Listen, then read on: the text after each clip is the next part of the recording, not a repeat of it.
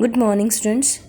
जैसे कि जियो में हमारा जो 6th लेसन है वो हमने स्टार्ट किया हुआ है, सेकेंडरी एक्टिविटीज़। उसमें हमने introduction, characteristics of modern large scale industries and location of industry, इसके बारे में रीड किया था। लोकेशन ऑफ इंडस्ट्री में 2 फैक्टर्स आपको बताए गए थे, geographical factors and non geographical factors. कल हमने सारे रीड किए थे ज्योग्राफिकल फैक्टर्स, जिनमें हमने रीड किया था distance, raw materials and energy sources, water. Okay, तो हमने एक्सेस टू लेबर मार्केट, इन सभी पॉइंट्स को कल अच्छे से रीड किया था। आई थिंक आप सभी ने अच्छे से लर्न भी किया होगा। एंड आज हम स्टार्ट कर रहे हैं नॉन ज्योग्राफिकल फैक्टर्स की रीडिंग हम करेंगे। Apart from geographical factors, following non geographical factors also influence the location of industry. Means कि जो ज्योग्राफिकल फैक्टर्स हमने रीड किए थे, इनके साथ साथ जो नॉन ज्योग्राफिकल फैक्टर्स हैं वो भी इन्फ्लुएंस करते हैं इंडस्ट्री की लोकेशन को, जिसमें फर्स्ट है एक्सेस टू गुड मैनेजमेंट। मतलब वैसे तो मैनेजमेंट हर किसी फील्ड में हमें ज़रूरी जो है एक मेन रोल प्ले करती है, वैसे ही इंडस्ट्री के अगर हम बात करें तो इसमें भी गुड मैनेजमेंट का होना बहुत ज़रूरी है। The present day industry has assumed complex form and needs good management. In fact, access to good management has become a very important factor in the choice of site for industries. मतलब industries की site को choose करने के लिए जो main factor माना जाता है, that is good management. It is essential to know whether the selected site will be able to attract good managers. और ये भी ज़रूरी है कि जो हमने साइट सेलेक्ट की है इंडस्ट्री के लिए, वो अट्रैक्ट कर पाएगी गुड मैनेजर्स को। ओके, तो फर्स्ट हमने जो पॉइंट रीड किया है that is access to good management, और सेकंड जो हम पॉइंट रीड करेंगे दैट इज़ कैपिटल। कैपिटल क्या होता है? जितने भी पैसे हम जो इन्वेस्ट करते हैं हमारी बिजनेस में या किसी भी फील्ड में, तो उसको कैपिटल बोला जाता है। Capital investment is most essential for the successful growth of industries. Capital investment बहुत ज़रूरी होती है अगर हम इंडस्ट्रीज़ की ग्रोथ को मतलब आगे बढ़ाना चाहते हैं।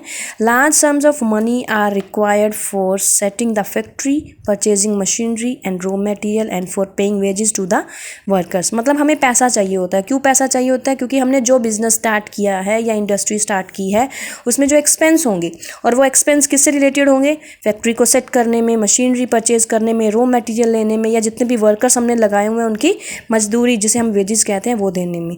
Plenty of capital is available in rich countries of Europe and North America, and there has been a phenomenal growth of industries in these countries. मतलब इन countries में जो industries की growth है वो काफ़ी अच्छी है।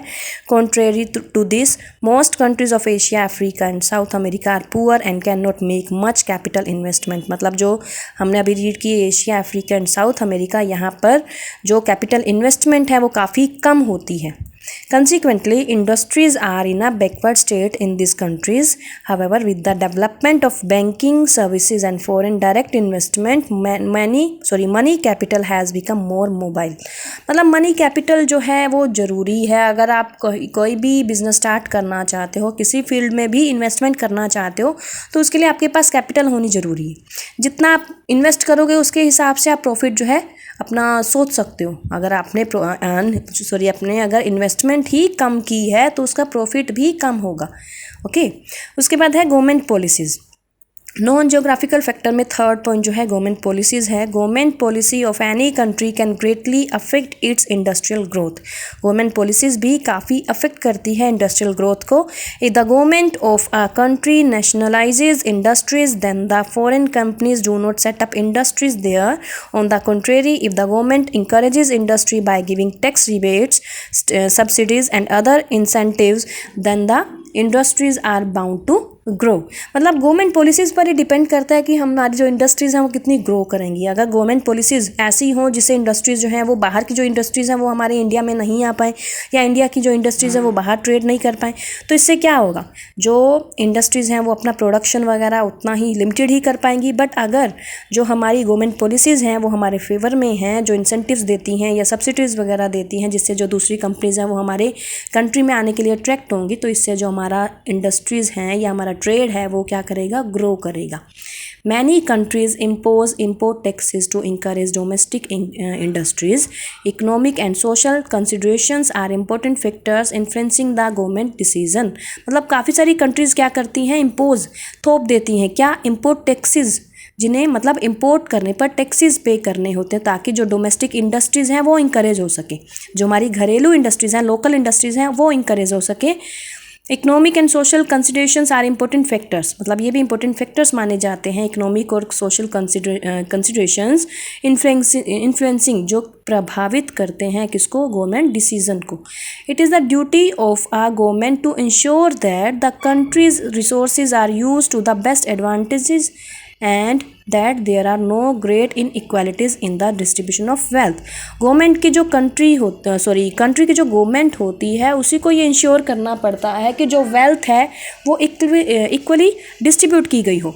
Similarly, political and strategic considerations also have strong influence on industrial location.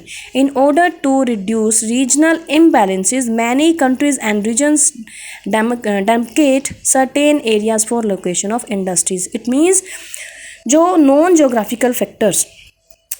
Geographical factor में गवर्नमेंट पॉलिसीज़ काफ़ी ज़्यादा मेन रोल प्ले करती हैं, क्योंकि गवर्नमेंट ही डिसाइड करती है कि हमारे सिटीजन्स क्या कर सकेंगे और क्या नहीं कर सकेंगे।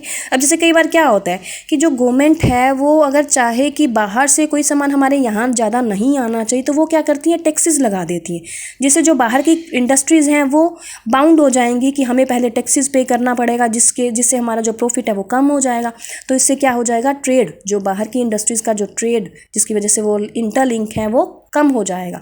और अगर यही टैक्सेस हटा दिए जाएं तो इंडस्ट्री जो है अपने आप ही फ्रीडम मिल जाएगा उनको अपना ट्रेड वगैरह जो है फ्रीडम से करने का।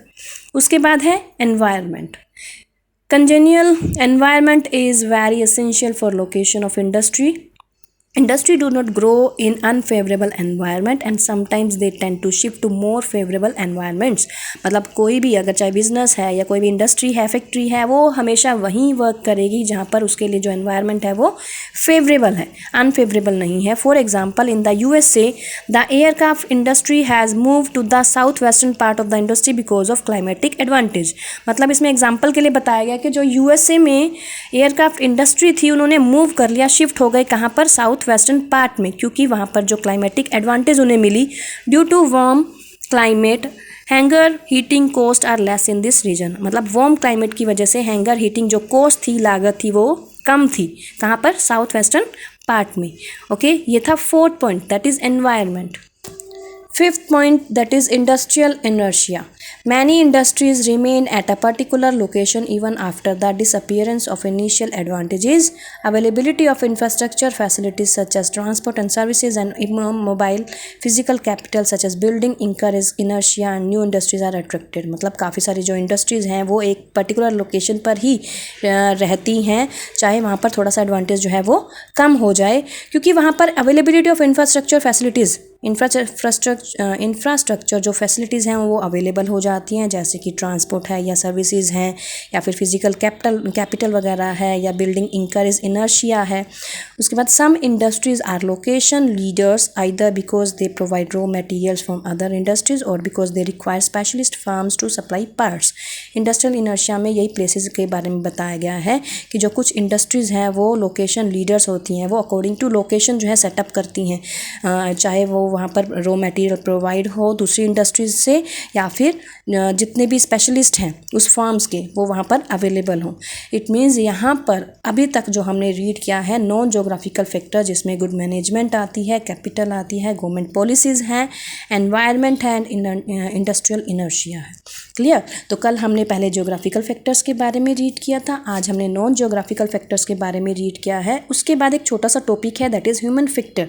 Human factor is of Paramount importance of all the factors of industrial location because the ultimate decision is taken by the humans.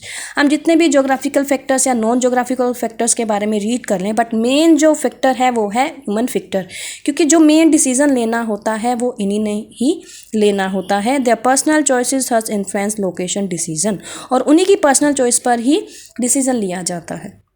उसके बाद classification of manufacturing industries. Industries can be classified on the basis of the size, nature of products, raw materials and ownership. इसमें आपको manufacturing industries की classification के बारे में बताया जाएगा, कैसे उसे क्लासीफाई किया जाता है, डिस्ट्रीब्यूट किया जाता है। ओके, तो कल हम ये टॉपिक जो है रीड करेंगे। आज आपने इस लेसन को इतना रीड करना है जिसमें आपको geographical factor and non geographical factor में डिफरेंस क्लियर हो जाए, और ह्यूमन फैक्टर मीन्स जो ह्यूमन बीइंग्स हैं, जो मेन डिसीजन मेकर हैं, उनके बारे में आपने रीड करना है। ओके ओके बेटा, हैव अ नाइस डे।